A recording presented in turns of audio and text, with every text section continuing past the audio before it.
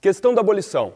Uma questão muito frequente a aparecer em provas são as leis abolicionistas do século XIX no Brasil. A Inglaterra pressionava o Brasil a acabar com a escravidão, acabar com o tráfico.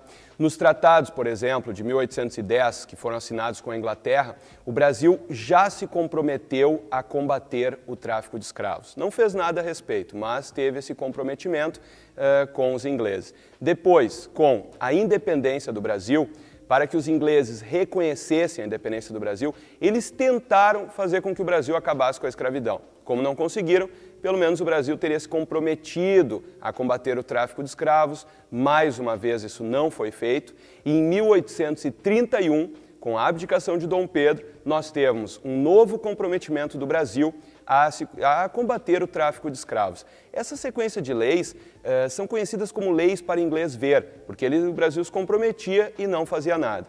Finalmente, em 1845, a Inglaterra fez o Bill Aberdeen e começou, então, a fiscalizar o Atlântico, combater o tráfico de escravos e pressionar o Brasil. Em 1850, sai a Lei Eusébio de Queiroz.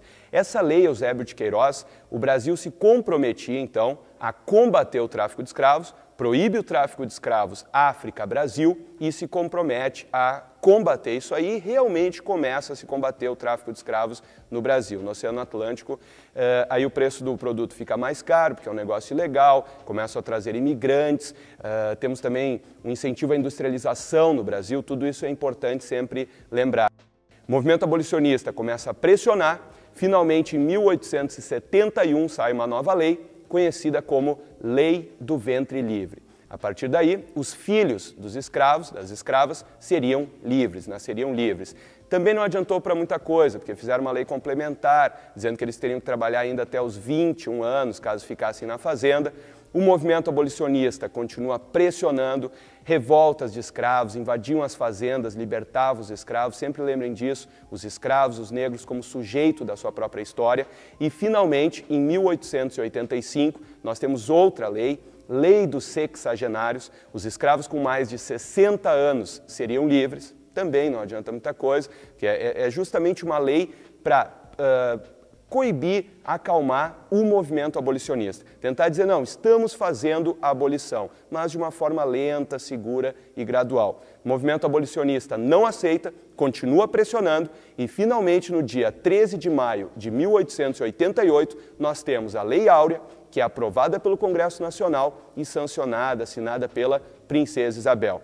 A Lei Áurea colocou um ponto final na escravidão no Brasil, oficialmente, e tomem cuidado porque ela tem alguns problemas.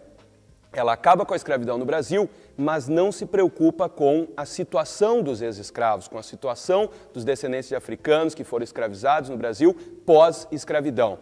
E outra coisa, o Dom Pedro, a monarquia, perde o apoio das elites escravistas com isso. Isso acaba colaborando na crise do Brasil Império, é sempre importante lembrar, que vai levar à proclamação da República no ano seguinte, e provas como o Enem gostam de ressaltar o seguinte, cuidar com essas visões estereotipadas, a Lei Áurea como um momento em que foi dada liberdade para os escravos e aí todos viveram felizes para sempre. Não foi bem assim. É uma questão que foi mal feita e até hoje temos problemas na nossa sociedade.